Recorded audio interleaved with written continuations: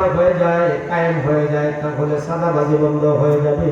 কারণ কোরআন শরীফের ভিতরে সাদাবাজির পক্ষে একটা আয়াত নাই, চুরির পক্ষে একটা আয়াত নাই, ডাকাতের পক্ষে একটা আয়াত নাই, সব এইগুলির বিরুদ্ধে।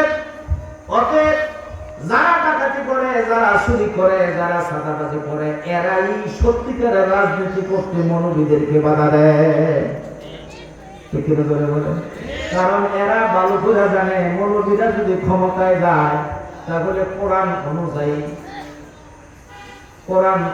ফয়সালা হবে, কোরআন অনুযায়ী দেশ চলবে। তখন আর আমরা চুরি করতে পারবো না, সাদাবাজি করতে পারবো না, মস্তানি করতে পারবো না, হাইজে করতে পারবো না, দিনে দুপুরে ডাকাতি করতে পারবো না, মানুষের ক্ষতি করতে পারবো না। কারণ মৌলবীরা ক্ষমতায় গেলে মৌলবীদের মন বড় কোনো আইন পাশ করবে না, সব পাশ করবে আমার আল্লাহর আইন। ঠিক কিনা বলে? এই জন্যই সুরেরা বাধা দেয়। মাহফিলের মধ্যে যদি কোনো নেতা এসে বাধা দেন, আপনি নির্ঘাত বুঝে নেবেন নেতা চোর। ঠিক কিনা বলে? নেতা যদি চুরি না হয়, সুর না হয়, তাহলে নেতা বাধা দেবে কেন?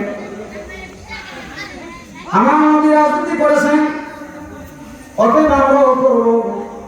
আল্লাহ নবীর ওফাতের পরে 2.5 বছর পর্যন্ত হযরত আবু বকর সিদ্দিক রাদিয়াল্লাহু তাআলা আনহু রাষ্ট্রপ্রধান ছিলেন। কিনা বলেন? এই কাজটা ছিল ভালো মানুষের কাজ। এখন এই ভালো মানুষ থেকে সেনায় নিয়ে ছোটটা বদমাইশ তারা দখল করছে।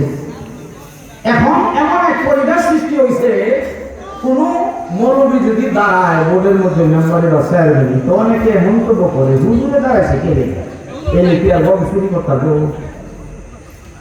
ঠিক না?